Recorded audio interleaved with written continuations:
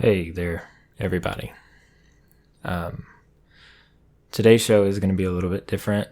No intro music, no intro, really, I guess. I actually wasn't going to post or put up an episode today. In fact, it is 7:30, August 7th, when I'm recording this right now. I had planned on taking a 2-week hiatus, I guess, just to work on another project that I am excited about, that will be going live on Friday, which is why, we haven't had episodes the last couple of weeks. I've got one coming out on Monday and, again, a new project that me and some friends have been working on will be coming up on Friday.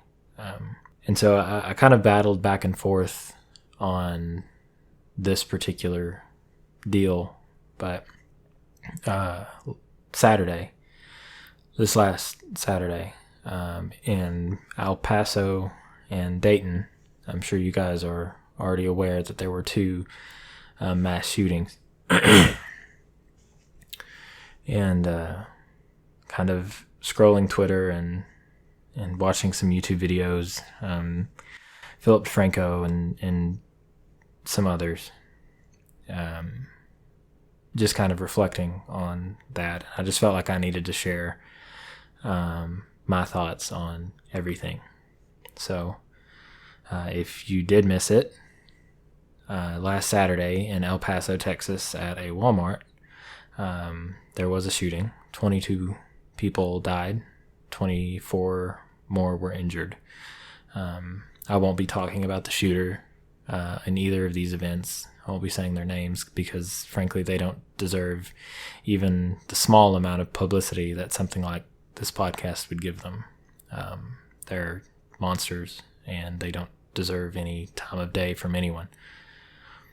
The youngest victim over the weekend was 15 years old. His name was Javier Rodriguez, in El Paso, Texas. My little sister is 15. She'll be turning 16 in the next couple weeks, actually. And so something like that kind of, it'll ring your bell. And it did for me a little bit. Anytime anything like this happens, it's obviously a tragedy. But I think, and as most people, I believe, think that we have, as a nation, have become fairly desensitized to these sort of things.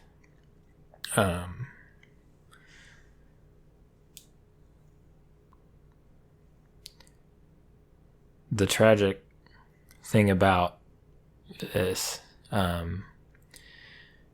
obviously the deaths themselves, but the fact that, we'll take, in any case, in El Paso,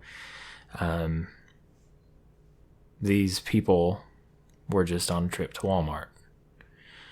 They had no idea, and I'm sure none of them were expecting the events that transpired to do so. And that was their last moments on this earth. And it's moments like these where I am thankful for my faith, because without it, things like this, I think, would get under my skin more than they do. And then, of course, in Dayton, the tragedy of being that all of these young people were just out, hoping to have a good time, and again, tragedy struck. I absolutely do want to at least take a second and thank the police officers and the law enforcement that responded to both of these scenes. They did an excellent job. They responded very quickly. And I'm personally thankful for that, because 9 can turn into dozens very quickly, and 22 can turn into hundreds very quickly. And I'm just thankful that isn't what happened. So thank you to the law enforcement that responded in those situations.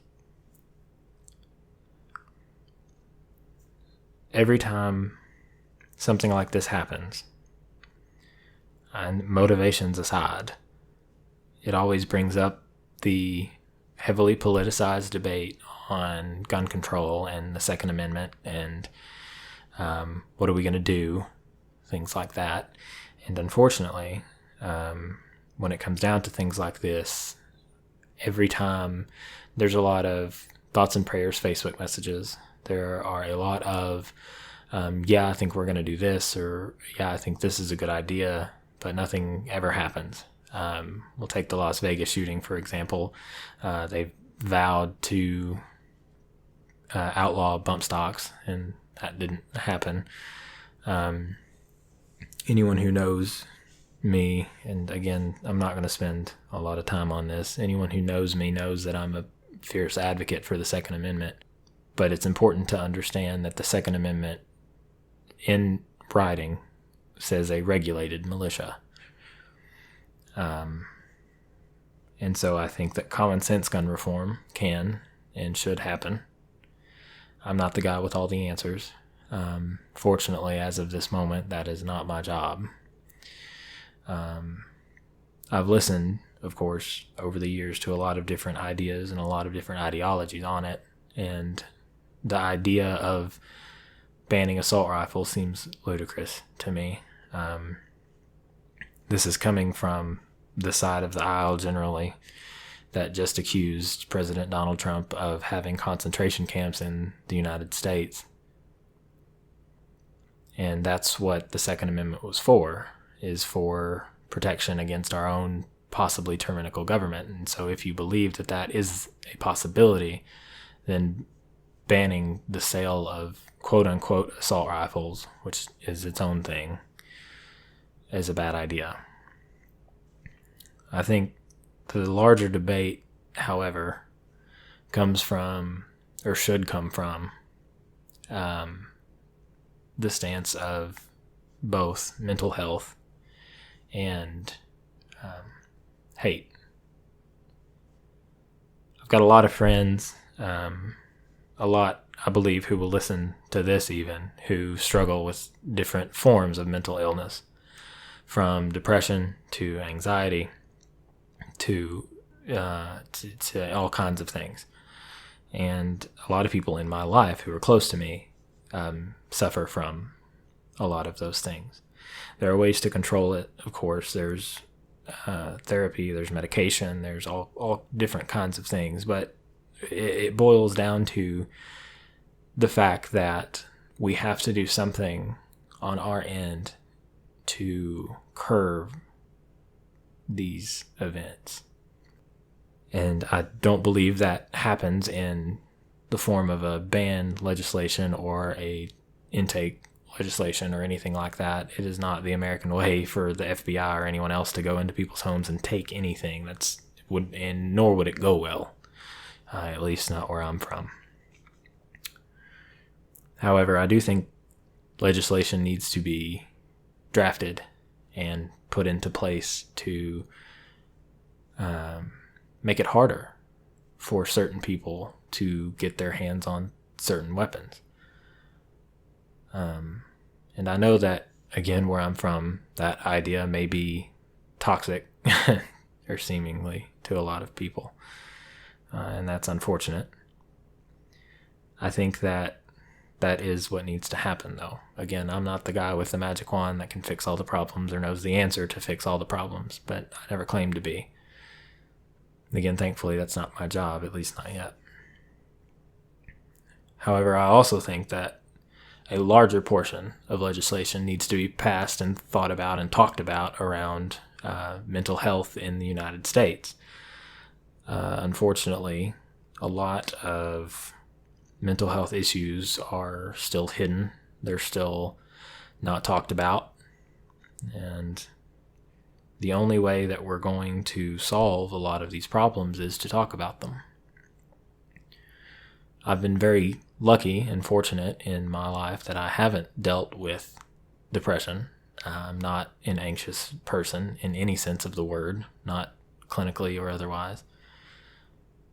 But I know that a lot of people are and have struggled with those things.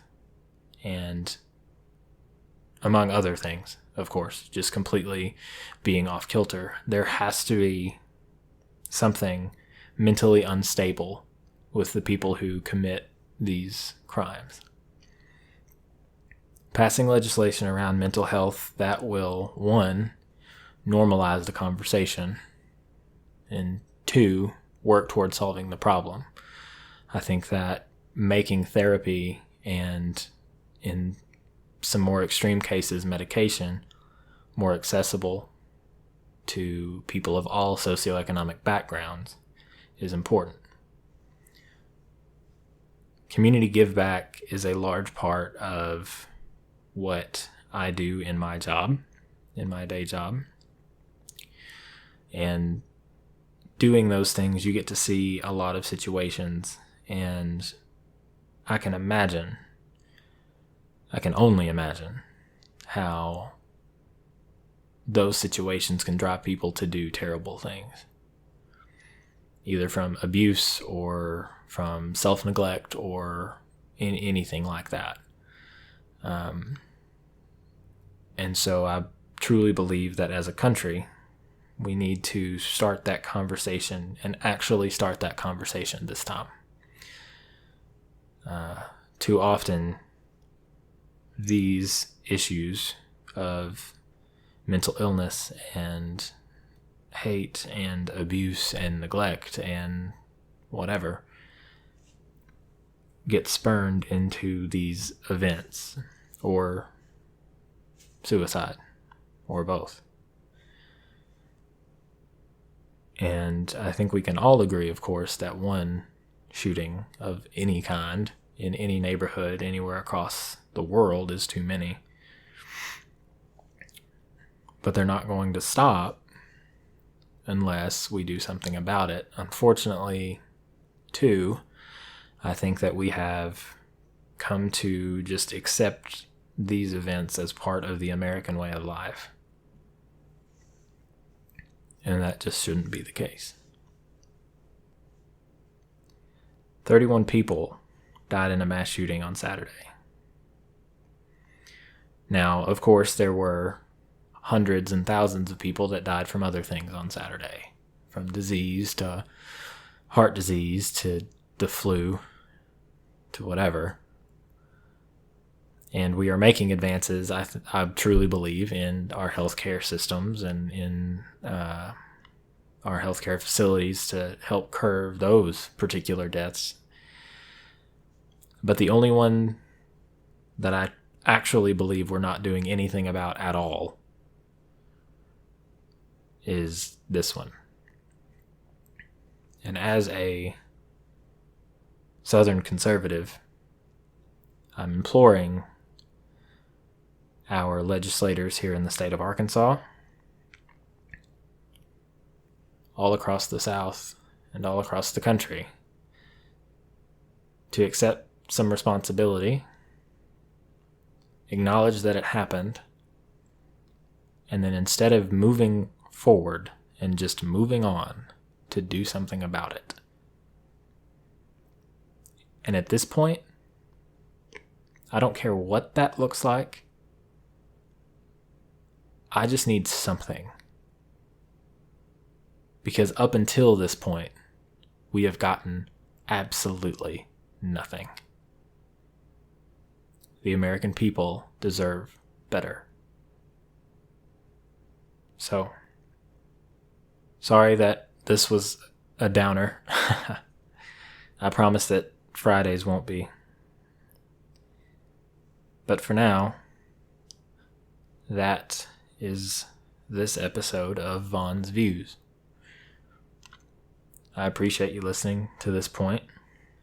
Instead of the normal self-promoting outro or intro that I do, my new call of action is to ask you, listening, to be a part of the change. Because there's no way any sane person would be able to look me in the eyes and say nothing needs to change. Now, if you believe differently than me, in the sense of what needs to change, you are more than welcome to your opinion. However, we need to do something. So I implore you, email, call, do what you need to do, knock doors to your representatives into our state and federal governments. Let's get something done. I hope that you all have a blessed day in the shadow of these dark events over the weekend. And I ask that you keep your head up. And if you are listening to this and you are struggling with any sort of depression or anxiety or terrible thoughts of any kind, let me know. You can ask anyone who knows me that I definitely can keep a secret if you do want to stay quiet, but you need to talk to somebody. And even if we don't know each other, sometimes that's even better. If you're a female and do want to talk to somebody, I've got some amazing friends who would definitely want to talk to you as well. Remember that life is worth something, and that your life is worth something. I'll see you guys on Friday.